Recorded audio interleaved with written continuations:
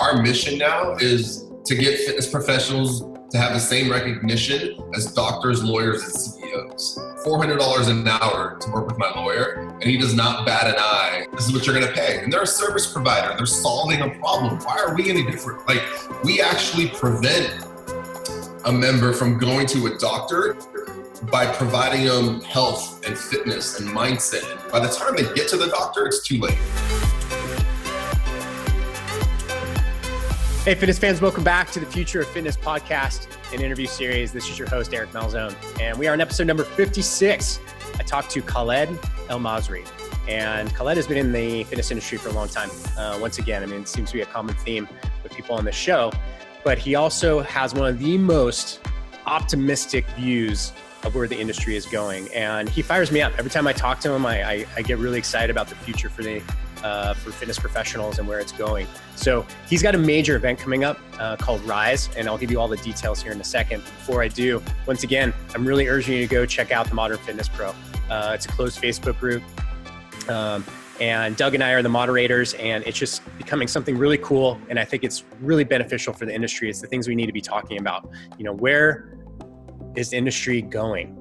Right? What do we need to do to value ourselves more within our communities? How do we need to shift our mindsets in order for the industry to take a bigger role within our communities? So go check it out. It's the Modern Fitness Pro, closed Facebook group, by application only, and I'll be waiting for you there. So a little bit more about Khaled. So he's been at every level of fitness profession, you know, from managing sales teams to obviously being a personal trainer and putting in the work. Now he has an event. It's called Rise. It used to be the NorCal Fitness Summit, and it's coming up in October. And he has some amazing speakers that he talks about within this episode. And I hope to be there, and I hope to see you there. So without further ado, this is episode number 56, Khaled Elmasri, and enjoy the show. Hey, fitness fans, welcome back to the Future of Fitness podcast and interview series. Today, I have the extreme pleasure of Khaled Elmasri. There you go. Yeah. All right. So welcome to the show, man. It's been you and I. This is actually, truth be told, this is our second take because we had some internet issues. So I really love our conversation. So I'm really excited about this one. So without further ado, let's get into it. Give people a little bit about your background and your entrance into the fitness industry, because you've been through you've worn a lot of different hats. I have. It's been 12 years now. Came in I actually wanted to be a physical therapist. I worked at a physical therapy office back in my hometown in San Luis Obispo in California, and was a PT aide. And so wanted to go the whole physical therapy route. And then, so part of being an aide is I would take the clients after they're done physical therapy and take them through their workouts. And that kind of helped me just really, I'm like maybe this personal training thing is something I could do. And worked at a gym even back in high school. Like, I was always at the front desk, worked out at a gym when I was in not junior high, but high school, college. And so I've always been around fitness in some shape or form, ran track, played football. So fitness has always been a part of my life. And then jumped into it when I moved to San Francisco, jumped into a club, became a trainer. Sales came really easy for me. I like talking to people, and it all stems back from when I was younger. Being an immigrant, I wasn't born here. I was born in the Middle East. And so when I moved here, I had to talk to people. Otherwise, I would be the loner sitting by myself, and I didn't want to do that. So it put me in a position where I had to get over that fear of the stranger or the loner, or just that sense of I feel alone. And I really like getting to know people. And so for me, sales came really easy. Within the first year, got moved up to manager. I was a fitness manager. Couldn't lead a team at all. I was really good at sales, but wasn't really good at leadership. And so I led by, John Maxwell has the 5 levels of leadership. I was level 1. You had to follow what I said because I was your boss. And, went through had some awesome mentors, figured out how to lead, and went up to a regional director role, ran 4 clubs in San Francisco. Wow. Bounced around to a couple different states and ran some clubs. And now I'm in Texas working at 24 Hour Fitness, leading a team of trainers here in Texas. Wow. Out of curiosity, what were the clubs that you worked at in San Francisco? I used to live there for a while. So I worked at Crunch Fitness. Oh, yeah. I worked at Bay Club in San Francisco, and then I was doing I got into the independent training world and worked at Evolution Trainers in Mountain View for probably like 6-7 months.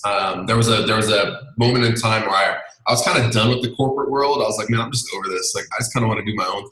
All the knowledge and everything I've learned, I was like, let me try this independent thing.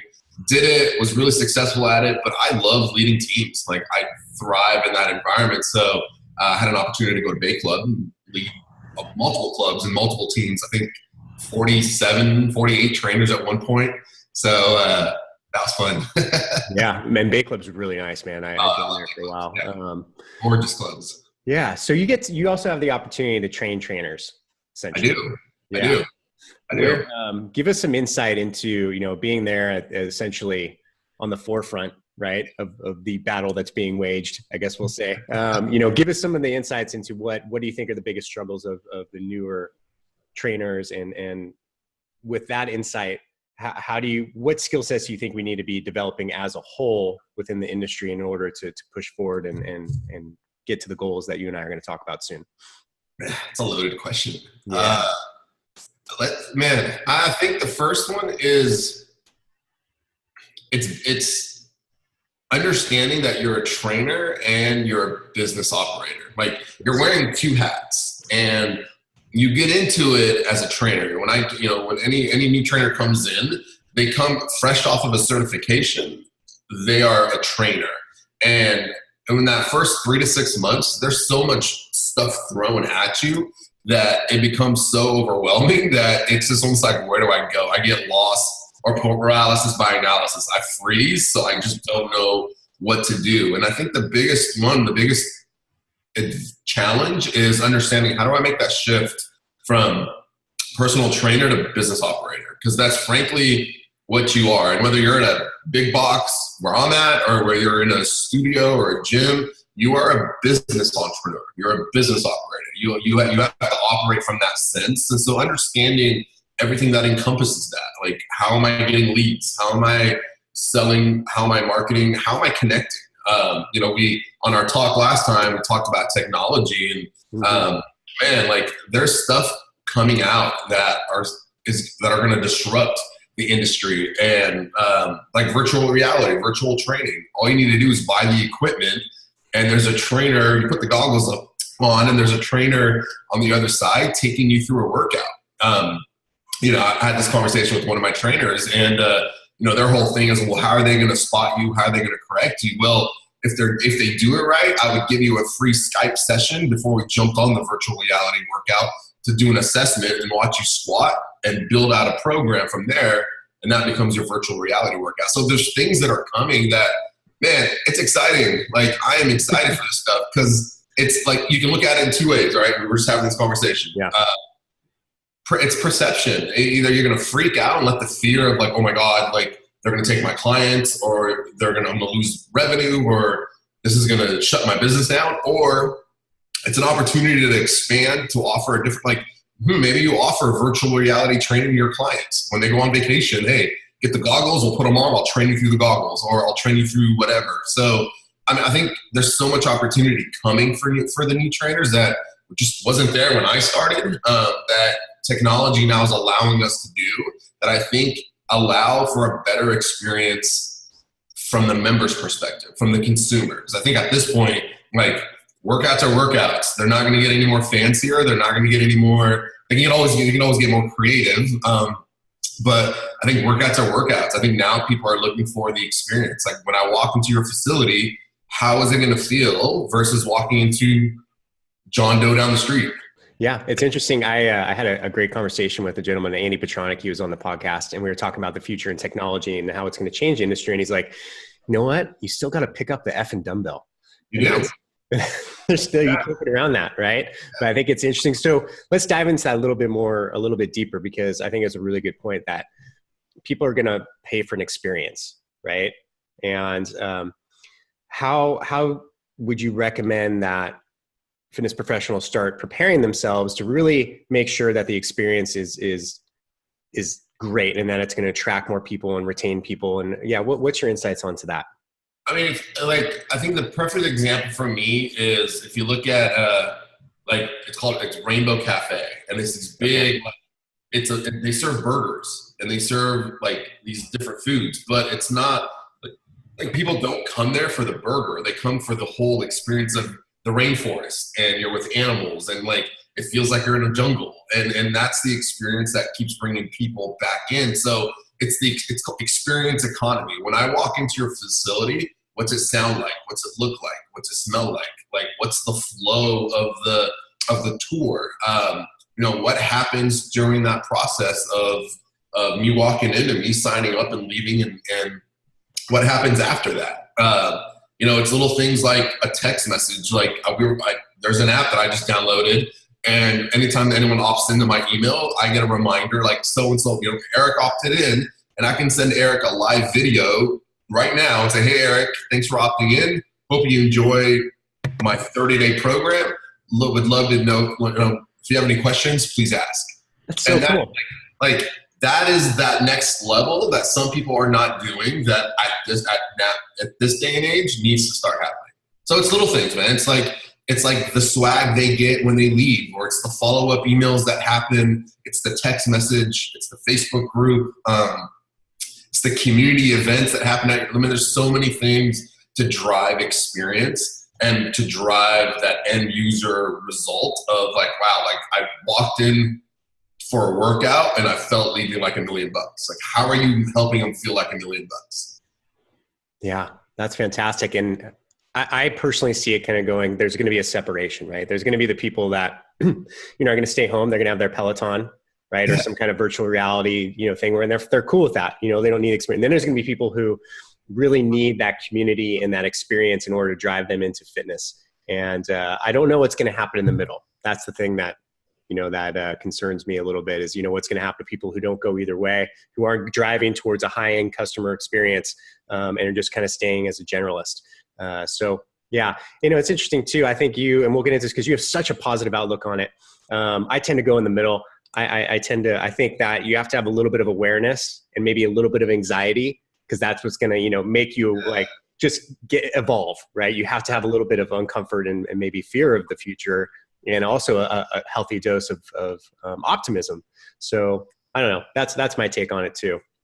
I think the generalist, at some point they're going to have, you're going to start competing on price. And that's what's going to start happening is if you start going generalist, you're going to get into price wars. And what's going to happen is eventually you're just going to price yourself out of business because you can't keep going lower and lower and lower to compete with the trainer up the street that's going lower and lower and lower. So at some point, you almost have to draw a line in the sand of I'm going specialist, or I might go virtual and be the virtual or the online person. But otherwise, the generalists at some point, I think they're gonna phase out because you're competing. You're playing such two different. You're either gonna go the low end, stay at home, do the workout at home, Peloton.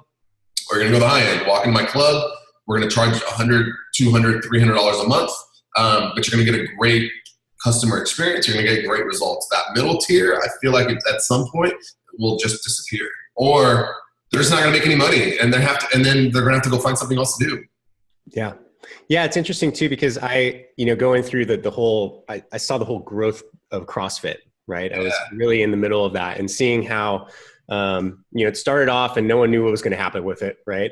And then it started to go towards this battle of like, everyone want to make it a commodity. Like, well, what's different, than your club or your gym than the three other down the street. And, I always chose to go high. Right. And I'm like, well, there's a lot of reasons why, but if you can't feel it when you walk in, then I haven't done it right. But I saw that happen. And I think now that particular micro niche of the industry is starting to evolve out of it. Which is exciting, but it almost took the whole thing down, man. As people when that price war starts to happen, it's bad news.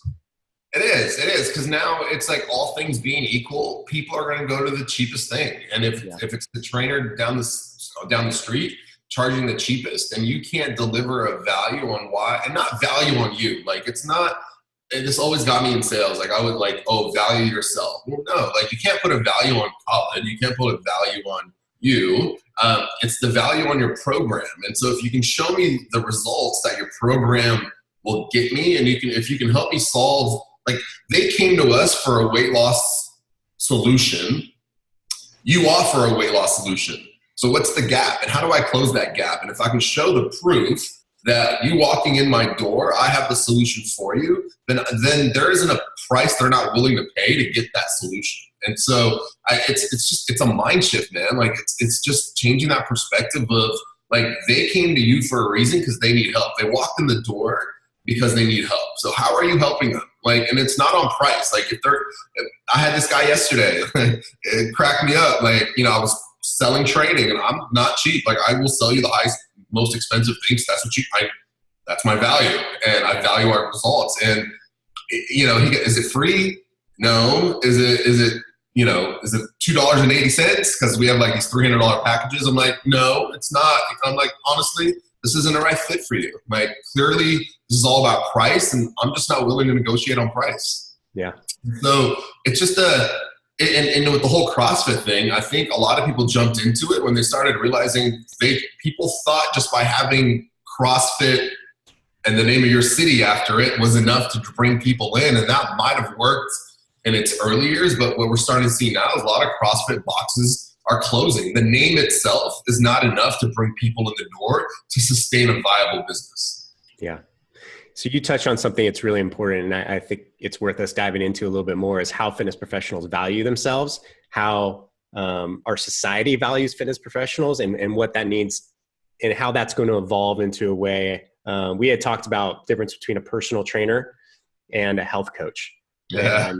And how you see that transformation happening. So let's touch on, you know, first of all, it's fitness industry or fitness professionals right now are undervalued for the most part, right? Sure.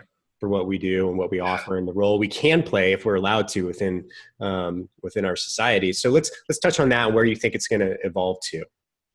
I mean, yeah, like we are undervalued.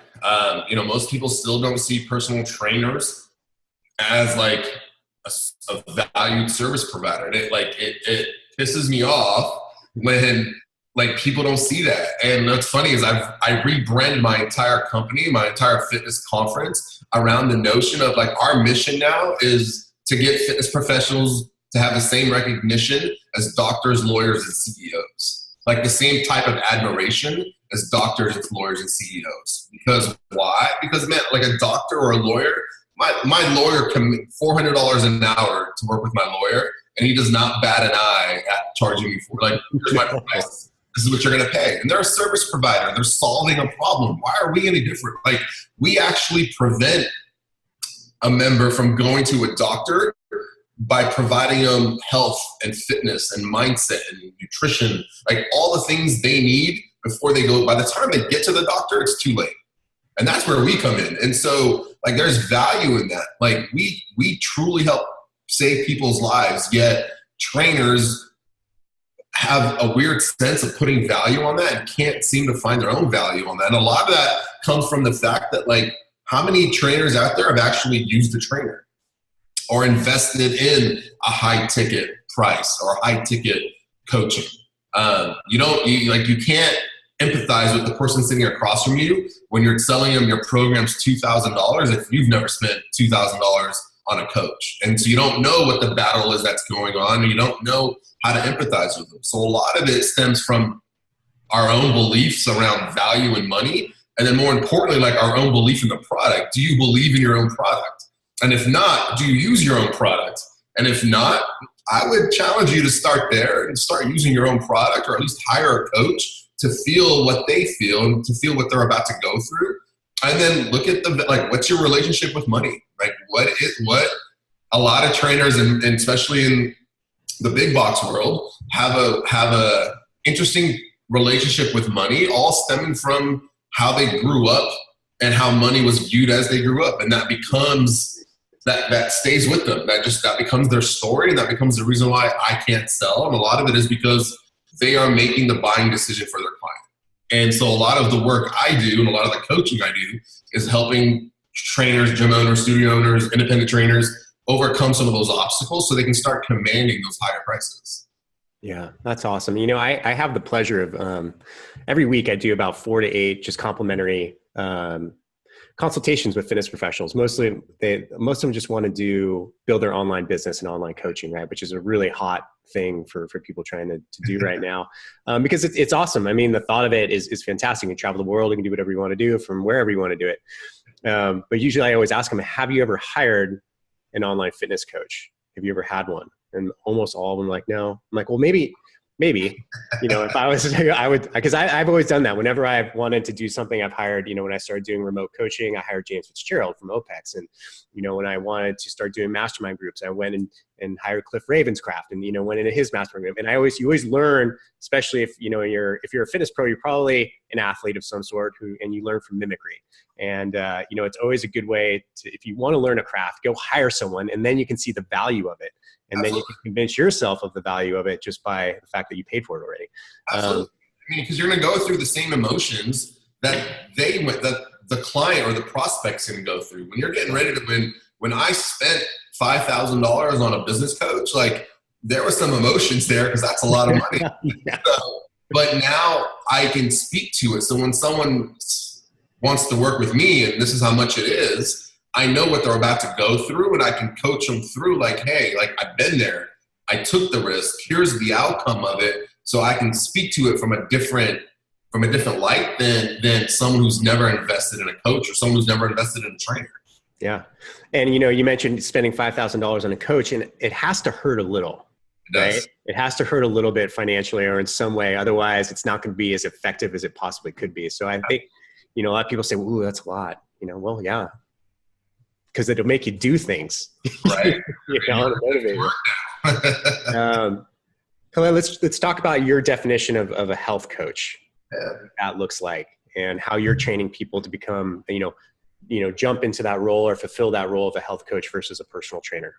I mean, I think for me, a health coach embodies a few things. One, it's mindset.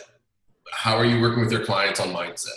What's going on in between their ears, because a lot of them, when they're walking in the door, there is so much going on up there, from past experiences to past failures to self-doubt. There's so much. And so like for me, that's like our first pillar is how do I help this person with their mindset? And so we go from there to nutrition. Like you got to know a little bit about nutrition. There's so many different companies out there, and it's not so much putting them on a diet, but behavior. Like what are the behavior coaching you can do now with your clients to help them, outside of just meeting their caloric intake. Like when they're in a state of stress, they're going to turn to this food. How do you coach them to find new behaviors and new habits so they don't sabotage their results? And obviously movement, the workout, the movement, the program design. How is that changing or evolving month over month or week over week or however you do periodization, but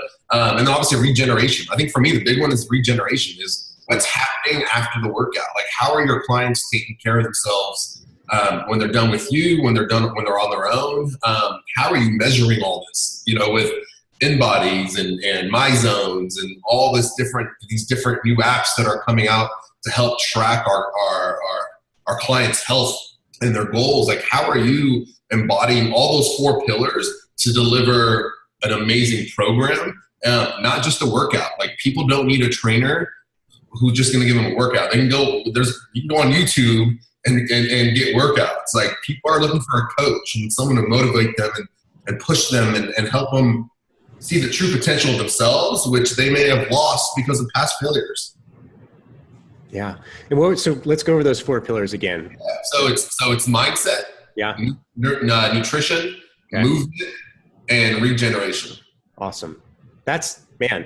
You just took, and this is the best part about people who've been in the industry for a while. You just took like a ton of very, seemingly complex and overwhelming topics, and you just boiled it down to 4 simple steps of things that you need to focus on to be successful. And that's a lot of value, man. That's a ton of value. So you have an event that's coming up in October of this year. And I know everything that we talk about, the passion you bring towards the, what you feel that the fitness industry needs to evolve into is essentially what this event is about, correct? Yeah. So let's talk about it for a while. Tell us about the event.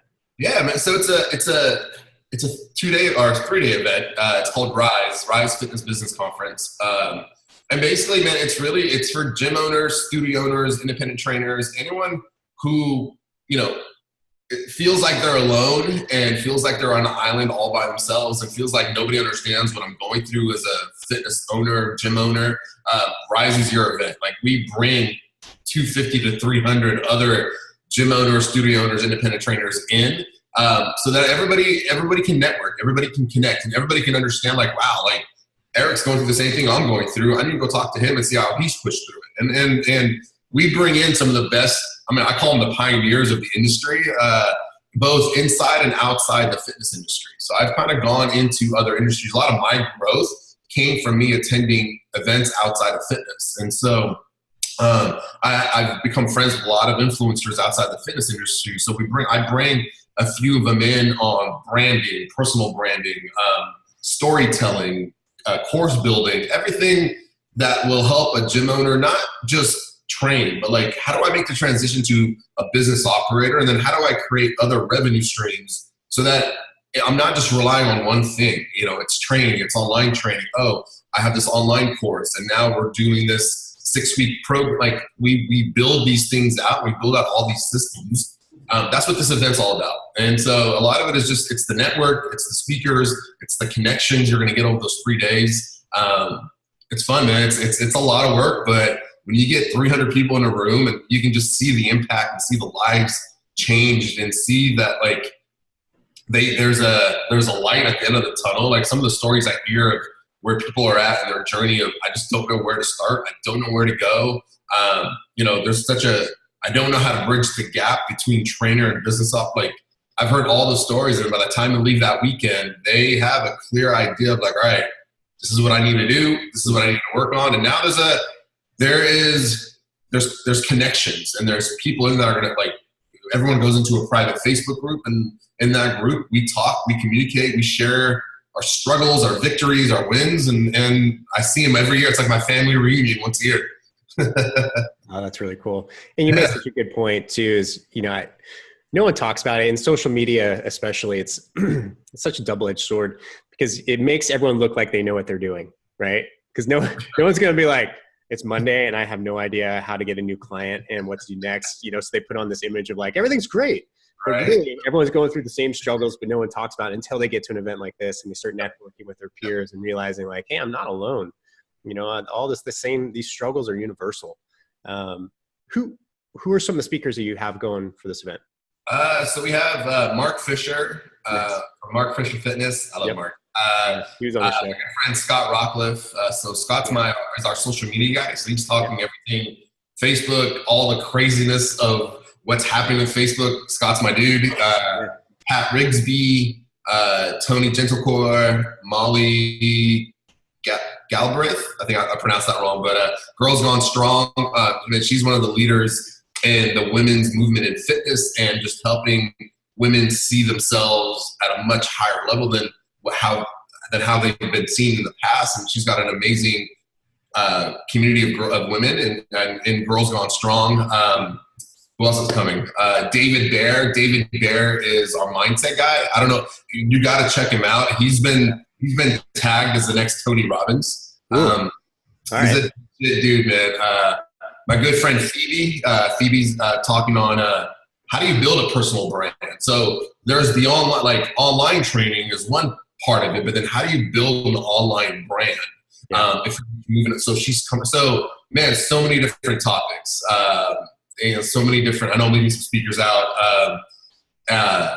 Vince Gabriel talking about sales and like what a sales system should look like, and something that can be duplicated and replicated from team member to team member. So we got about 15 speakers. 15 speakers. Wow. Yeah. Those are all, man, it's so funny because the fitness industry is big, yet it's small. I mean, I think I've had half of those people on the show, and I've also talked to, and a couple of them are clients. It's not that big of an industry, man. Like, it's just, it's very small. And once you really get into it, it feels big, but it's a small industry. And honestly, man, there's events, there's tons of events out there. I see a new one popping up every single day on Facebook. Someone's doing an event. And honestly, at this point, like ours, for me, it's really, it's the connections. Like our big thing is truth and vulnerability. Like a lot of our speakers are up there not BSing, not making themselves look or feel or appear bigger than what they are, but they're speaking their truth of their own challenges and their own struggles and how they weren't at the highest, at the top of the mountain, but they worked themselves up there and they're vulnerable, man. I mean, we've shared. There's been some amazing stories shared on that stage. So it's not just an event where you're going to go in and it just, one speaker after the other. And we have breakout sessions. We have roundtable talks. Like my goal is by the time you leave that thing on Sunday, like by the time you get to work on Monday, like we're going. Like you've got things to implement that by the time I see you next year, either you're on the stage or you're at a different point in your business that you're just sharing that with everyone else. Awesome. And what I love about just hearing the list of people that you have there, it's definitely the next evolution of fitness professionals. Those are all, and I have so much respect for, quote unquote, the old school. I really do. But they haven't gone through what we're going through now as far as the technological advancements and everything, the new challenges and opportunities that are facing the industry. So I think it's a great value.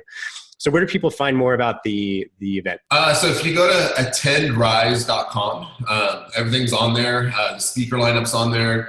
The website is being updated, so things are happening to it throughout, for the next few days. But there's a video from some past speakers. So just head to attendrise.com and all the information's there. If you want to opt in, I put together 7 of our top presentations from the last event that, man, you can opt in. You get those free videos and you can actually start working on your business and start seeing some really good results before you even get to the attend in October. You can start seeing some business growth right away.